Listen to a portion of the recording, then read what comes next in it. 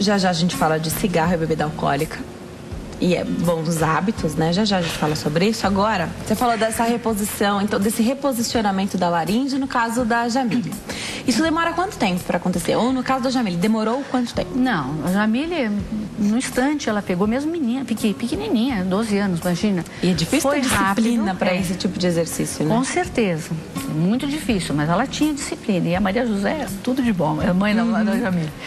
Então, foi rápido. No entanto, a Jamile, todo cantor, ele vai ficar com você a vida inteira. Por exemplo, Daniel, o cantor Daniel Sertanejo, ele é meu cantor desde os 24 anos de idade. Ele é meu cliente. Por quê? Porque eles vão e voltam, porque a laringe disposiciona, ou porque ele quer fazer um ajuste, por exemplo, com a Jamile vai fazer assim, por exemplo, um growling. Isso ela aprendeu a fazer, nós trabalhamos lá. Que delícia. E você vê que a Jamile usa recursos que o pessoal lá nos Estados Unidos utiliza, mas pouca gente aqui utiliza, né? Então, por isso que é uma voz especial. E às vezes você aprende para fazer em determinada música apenas, né? Exatamente. Agora, todo esse trabalho, você falou que é um trabalho que vai a vida inteira, né? Porque a cada... a vida inteira vai e volta, na verdade, né? Porque a cada trabalho tem um desafio novo. E se não tiver desafio novo, não é gostoso, né? Exatamente. Tem que ter o desafio novo. Agora, a Jamile já tinha aquele vozeirão já desde sempre, né? Então ela já tinha uma voz bonita desde sempre. Agora, tem muita gente que gosta de cantar, que não tem voz de cantor, mas gosta de cantar. Dá pra trabalhar essa voz pra ficar um canto bonito? Pergunta interessantíssima. Eu vou te perguntar se você acha feio Rod Stewart. Se você acha feio... Louis Armstrong, que canta What a Wonderful World, se você acha feio. Se você acha feio Roberto Carlos, eu sou aquele amante, a moda antiga, você acha feio? Nenhum. Então são ajustes. Então Janis Joplin era completamente rouca e cantava.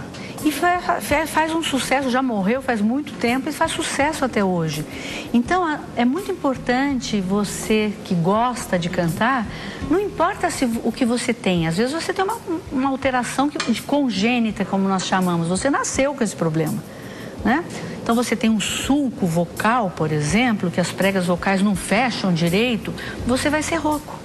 Mas será que esse rouco para você não é um timbre interessante para você cantar o seu rock evangélico, um sertanejo, por exemplo, né? Você vê no canto evangélico quantas vertentes lindas desenvolvendo, né? Então, por que não? Por que não ter esse ar na voz, desde que isso seja feito com o acompanhamento de um fonoaudiólogo e com saúde? Tudo é possível. Até quem não vai cantar profissionalmente, mas tem isso como um hobby e gosta. Canta na igreja, exatamente. Porque forçar essa voz sem ter esse acompanhamento pode prejudicar essa saúde, né? Exatamente. Então, você gosta de cantar na igreja? Você fica rouco? Vá procurar a ajuda de um fonoaudiólogo. Porque senão isso vai evoluir. E as pessoas que têm calo hoje na corda vocal, as mulheres principalmente, serão aquelas que vão atender o telefone e vão responder assim, ó, pois não, o senhor quer alguma coisa? E não é o senhor, é a senhora. Então esse calo vai aumentando, vai inchando as preguinhas vocais e vai piorar. Tá. Falar um pouquinho sobre a rouquidão. Quando é que tudo bem ficar rouco e quando é que não é legal? Então, também tudo depende, sabe? Então, por exemplo, Eu tô aqui, ó. Eu tô fazendo pra você uma rouquidão. Acho demais que você consegue imitar as vozes. Porque quando você consegue, quando você trabalha com dublagem, quando você trabalha com teatro... E sua voz tá protegida. Você tá fazendo essas imitações, sua voz tá protegida. Completamente protegida. Muito bom. Porque quando a gente faz uma imitação, o leigo, né? Quem não trabalha com isso, a chance da gente tossir ou ficar rouco depois é muito grande. Com certeza. Tá. Mas enfim, de onde vem a rouquidão? A rouquidão vem de qualquer alteração ou da borda da corda vocal. As cordinhas vocais, elas estão aqui posicionadas, elas têm mais ou menos de 1,5 centímetro em nós mulheres, e a 2,5 em homens. Elas estão aqui. Quando nós respiramos, o ar entra e passa pelas pregas vocais. Quando nós falamos, as pregas vocais se aproximam e funcionam como se fosse o balão de festa de criança, que você faz assim, tá? Com a boca do balão. É aquele jeito. E aí esse som sobe para o nosso trato vocal, que é o tubo vocal, e nós articulamos esse som. Então, se as pregas vocais não fecharem direito, Elas podem ficar roucas, como eu tô fazendo aqui. ou elas podem ficar soprosas, a voz, tá? Então, a rouquidão pode vir tanto de uma deficiência desse fechamento, uma flacidez, como de uma alteração da corda vocal, da borda livre da corda vocal. Por exemplo, um calo, um inchaço, edema da prega vocal, ou até alterações maiores, como câncer, por exemplo. 15 dias rouco, procure um médico, porque pode ser câncer. Tá. E o câncer é curável na laringe, se ele for pego no começo. Ele é completamente curável e você mantém a sua voz. Então não tenha medo de procurar. Porque você fica 100%, sua Exatamente. voz fica em ordem também. Se pegar cedo, né? Vamos atender um telespectador que está na linha. Quem Com fala certeza, conosco é o com prazer. Carlos, de Itaberaí, Goiás. Oi, Carlos, tudo bem? Boa tarde. Boa tarde, tudo bem? Tudo jóia. Seja bem-vindo, fica à vontade. Obrigado. Doutora, eu ouço a minha voz assim, quando eu gravo algo no telefone, cantando. Eu não sei se é porque eu não tenho tom, mas minha voz eu acho ela muito fina. Tem algum recurso, um tratamento, ou para me saber se essa é a minha voz ou se eu tenho algum problema causado mais jovem? Você é de Belo Horizonte? Ele é de Belo Horizonte? Goiás. Goiás? Goiás, né, Carlos? Isso. Então, um sotaque um pouco mineiro? Não tem nada a ver com Minas? Não, É? não. Então, é o seguinte, ó. A voz masculina aguda, ela não me parece, só ouvindo assim, lógico que eu precisaria examinar, mas não me parece que você tenha alguma alteração de muda vocal, por exemplo, que não aconteceu. Existe, às vezes, uma coisa chamada muda vocal incompleta. O menino muda a voz, mas como ele sofreu lá com o problema do bullying, ele muda, mas ele não muda tudo. Então, em vez de ele ficar com a voz uma oitava para baixo, ele vai ficar no meio do caminho. Precisa ver isso. Outra possibilidade, Carlos, né? Carlos, outra possibilidade seria você ter uma coisa chamada sulco vocal, que é uma alteração na borda da preguinha vocal, que pode dar a voz um pouquinho mais aguda. Não acho que a sua voz é aguda demais, mas você deve se incomodar ao telefone, às vezes, uma pessoa mais agitada talvez faça confusão, porque você faz um outro ajuste que a gente chama de metalização. Eu vou exagerar aqui para você, só para você poder sentir, né? Então, por exemplo, eu estou falando aqui com a minha voz, vou falar os meses do ano. Janeiro, fevereiro, março, abril. Agora eu vou manter o tom, vou manter a mesma nota musical. Janeiro, fevereiro, março, abril. O que foi que pareceu para você? Que eu estou falando mais agudo. Mas, na verdade, eu estou apertando o fundo da garganta. E aí a voz sai desse jeito assim. E aí fica metalizada e aí todo mundo pensa que você tá...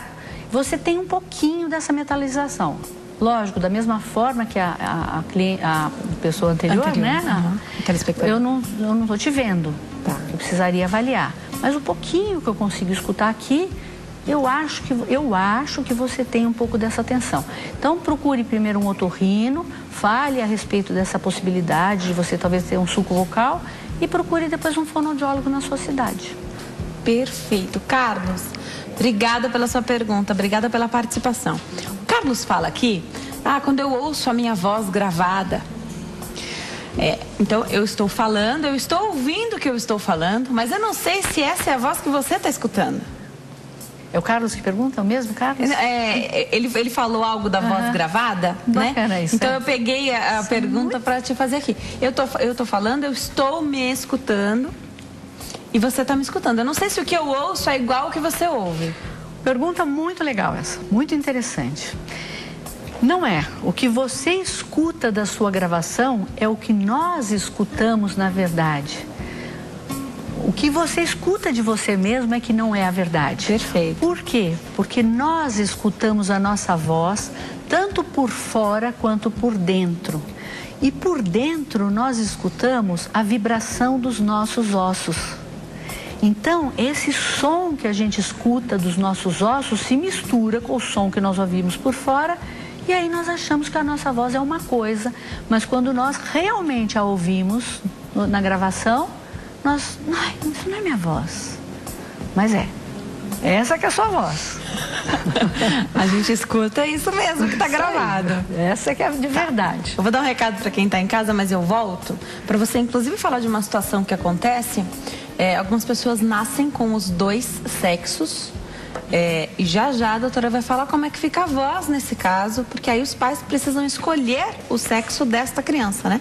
Já você explica pra gente, precisa ver que órgãos que estão lá, se eles estão funcionando. Já a doutora vai explicar tudo isso pra gente. Como é que isso funciona e como é que isso reflete na voz também. Tá todo mundo curioso, aposto. Eu já me escutei várias vezes, né? Eu tenho as gravações. Mas eu aposto que quem não tem essa oportunidade de fazer isso todo dia vai pegar um gravadorzinho, vai gravar num MP3 para saber o que o pessoal ouve. Qual é a sua voz? Porque não é essa que a gente escuta, né? Quando a gente fala. Outra pergunta que eu vou te fazer tem gente que fala alto, tem gente que fala baixo. E de volume de voz mesmo. Se isso também influencia tanto para manter a saúde da voz em dia, se é melhor não falar muito alto. Já você tem que lembrar, eu sou uma pessoa que eu tenho a tendência a falar sempre alto, falar um pouco mais alto. Já vocês tiram essa dúvida. Minha mãe fala que eu tenho um microfone na garganta.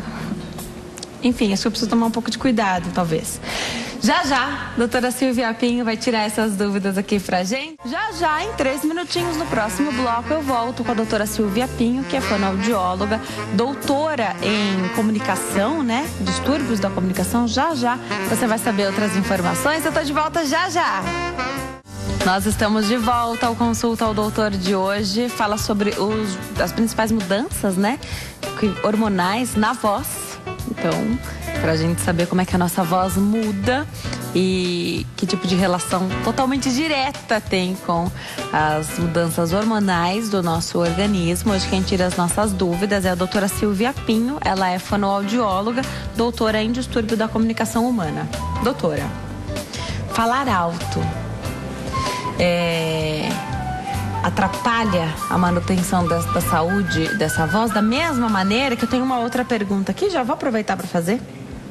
Tem uma telespectadora, a Eliane de São Paulo, ela diz que usa muito a voz. Não sei se ela trabalha com a voz ou se... Profissional da voz. Né? Usa muito a voz e a voz dela falha quando ela tem que falar um pouquinho mais alto. Como se alguém estivesse segurando esta voz. Então a voz dela falha. Então fica o paralelo, né? De quem está acostumado, fala muito alto. O padrão é falar alto, com volume alto. E a pessoa que fala baixinho, quando precisa falar mais alto, porque às vezes é preciso falar mais alto, né? Com certeza. Então, assim, nós temos que lembrar que as pregas vocais são músculos. É um par de músculos. Então, como todo músculo, o treinamento vai fazer diferença. Perfeito. Por exemplo, é muito comum a gente pegar um cantor sertanejo, no começo da carreira, ele canta direitinho, ele canta no lugar certo, tudo certinho. Mas ele faz 2 shows, 2 apresentações, ele já não tem mais voz. Por que acontece isso? Aí ele vai tentar recuperar, e reposicionar a voz, enfim, recupera. Com o passar do tempo, os músculos vão se acostumando com aquela demanda. E vão se acostumando. Se ele estiver bem posicionado, ele vai se acostumar com aquilo e a musculatura vai desenvolver. Então você pega cordas vocais de pessoas treinadas, elas são fortes, grossas, firmes as pregas vocais. Uma tora mesmo. Agora, no caso da pessoa que fala fraco, então imagina, ela sempre fala fraquinho assim. O que acontece com a corda vocal dela? Vai ficar fraca. Então, nenhum dos extremos é conveniente até pra gente ouvir, né? Uma pessoa que fala tudo assim, não dá para escutar o que ela fala. Nem é que fala. Ou então uma outra que grita assim, também não dá. Perfeito. Né? Então tem a questão social também. Mas se ela fala muito fraquinho, quando ela for falar forte, ela não está acostumada, a voz dela vai quebrar. O que significa quebrar? Não mantém o fechamento. Então abre uma fenda, que a gente chama. Por isso que ela fala que falha a voz. Por isso que ela precisa procurar, primeiro um médico, sempre que tem um problema de voz, procura um médico otorrinolaringologista para ver se tem alguma alteração orgânica. Se não tiver, procure um fonoaudiólogo.